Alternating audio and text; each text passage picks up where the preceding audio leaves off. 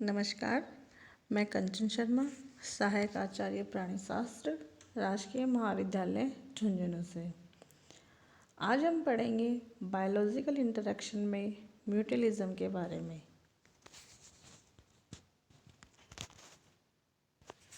तो हम देखते हैं कि बायोलॉजिकल इंटरेक्शन क्या होता है। एक कम्युनिटी में रहने वाले ऑर्गेनिज्म नेचुरल कंडीशन में डायरेक्टली और इनडायरेक्टली एक दूसरे को इन्फ्लुएंस करते हैं।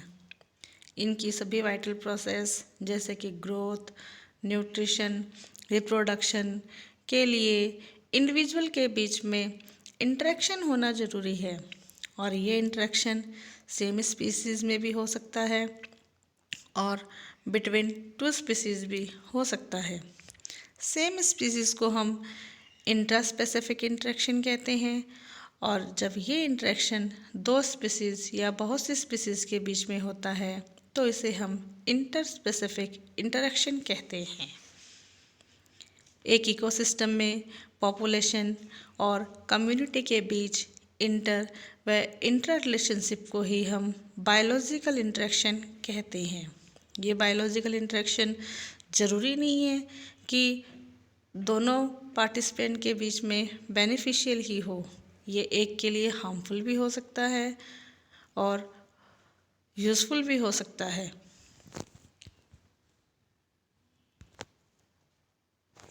जब ये इंटरेक्शन हार्मफुल होता है तब हम इसे नेगेटिव इंटरेक्शन कहते हैं और जब ये इंटरेक्शन एक दूसरे के लिए बेनिफिशियल होता है या फिर दोनों के लिए ही बेनिफिशियल होता है तब हम इसे पॉजिटिव इंटरेक्शन कहते हैं।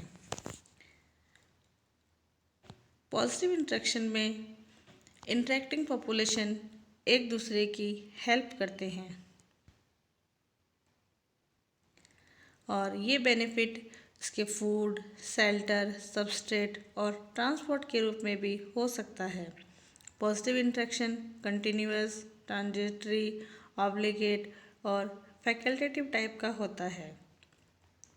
एक पॉपुलेशन में पॉजिटिव इंटरेक्शन डिफरेंट टाइप के होते हैं जैसे कि म्यूचुअलिज्म, कमेंसलिज्म और प्रोटोकॉर्पोरेशन। तो आज हम पढ़ते हैं म्यूचुअलिज्म के बारे में। म्यूचुअलिज्म सिम्बाइसिस भी कहलाता है और ये एक पॉजिटिव टाइप का इकोलॉजिकल इंटरेक्शन है। म्यूचुअलिज्म एक ऐसा सिम्बायोटिक एसोसिएशन होता है जिसमें दोनों इंटरेक्टिंग पार्टनर्स को म्यूचुअली बेनिफिट होता है। म्यूचुअलिज्म ऑब्लिगेटरी होता है और इसमें कोई भी पार्टनर इंडिविजुअली एक दूसरे के बिना सरवाइव नहीं कर सकता है। म्यूचुअलिज्म में ऑर्गेनिज्म के बीच में some sort of physiological and physical exchange भी होता है। अर्थात म्यूचुअलिज्म एक ऐसा अंतर्जातीय संबंध होता है जिसमें भाग लेने वाले दोनों सदस्य लाभान्वित होते हैं। आइए अब हम पढ़ते हैं इसके एग्जाम्पल्स के बारे में। तो पहला उदाहरण हम लेते हैं लाइकेन का। लाइकेन म्यूचुअलिज्म का सबसे अच्छा एग्जाम्पल है। यह चट्टानों, सूखे स्थानों, वृक्षों की छालों पर पाए जाते हैं। लाइकेन में शैवाल और कवक एक दूसरे के साथ संयुक्त रहते हैं।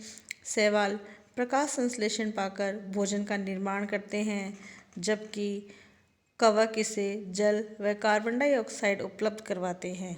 इन्हें अलग करने पर दोनों के जीवन पर विशेष प्रभाव पड़ता है।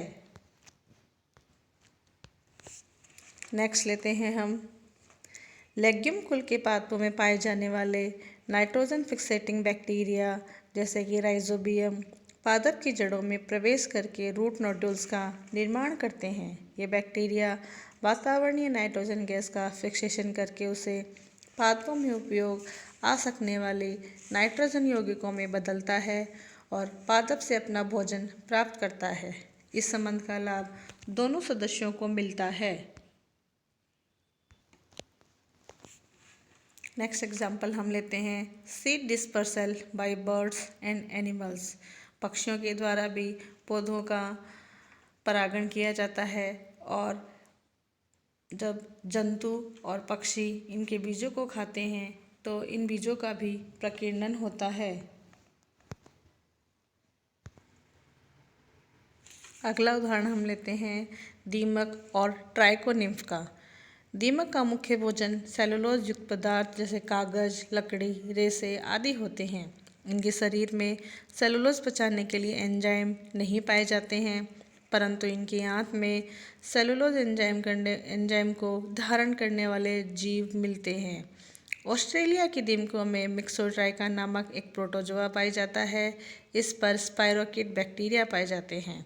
यह सेलुलोज नामक एंजाइम से सेलुलोज को ग्लूकोज में तोड़ते हैं तथा इसे अवायवीय श्वसन में एसीटेट में बदलकर ऊर्जा प्राप्त करते हैं।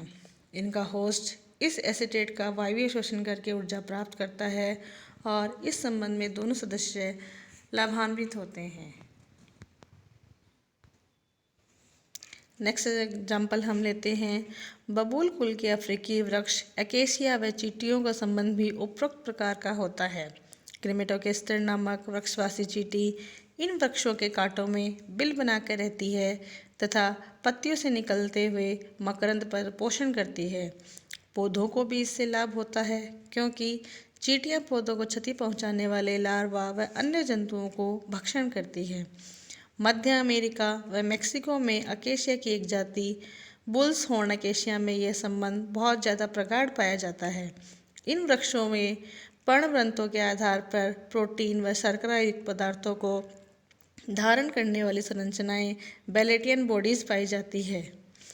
इन्हें थॉमस बेलेट नामक साइंटिस्ट ने खोजा व पाया कि इनका कार्य चींटियों को आकृष्ट करने के अलावा कुछ और नहीं होता है। ये चींटियां अकेशिया के आसपास पाए जाने वाले किसी मनुष्य की गंध से सजग होकर उस पर हमला करके उसे काटती है। यही नहीं, अकेशिया से छूने वाली अन्य वनस्पतियों टहनियों को भी ये साफ कर डालती है। ऐसे स्थानों पर चींटियों की सुरक्षा के कारण यह जाति खूब पनपती है। बहुत से अन्य पौधे पॉलिनेशन या प्रकीर्णन के लिए जंतुओं पर भी निर्भर रहते हैं, जैसे कि यूका पौधे का पॉलिनेशन यूका मोथ ही करते हैं। बदले में इसे पोषण प्राप्त होता है तथा यह अपने अंडे भी इसी पादप पर देती है। अगला एग्जाम्पल हम लेते हैं एफिड्स का। डेयरी आंट एफिड्स का पालन अपने बिलों में करती हैं।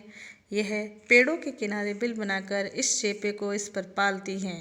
चेपा या एफिड्स पादप के फ्लोएम से पोषक पदार्थ प्राप्त करते हैं।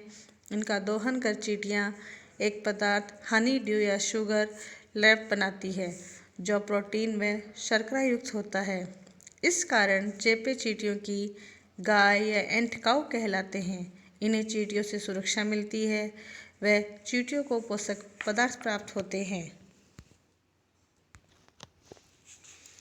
सी एनीमोन, जेलीफिश, कोरल में हरे शैवाल उगते हैं। पैरामीशियम पर क्लोरेला शैवाल तथा हाइड्रा पर जू क्लोरेला शैवाल उगती है।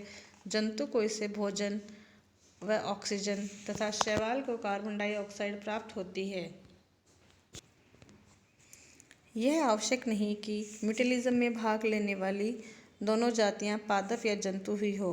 एक वनस्पति व एक जंतु जाति में भी म्यूटेलिज्म मिलता है, जैसे कि अंजीर कुल फिक्स के वृक्षों में विशेष प्रकार का पुष्पक्रम पाया जाता है। इसकी हर जाति को पॉलिनेट करने के लिए अलग अलग जाति के ततैयों की आवश्यकता होती है और दोनों ही एक दूसरे के लिए अनिवार्य होते हैं। बहुत से पौधों में परागण इंसेक्ट्स के द्वारा भी होता है। धन्यवाद।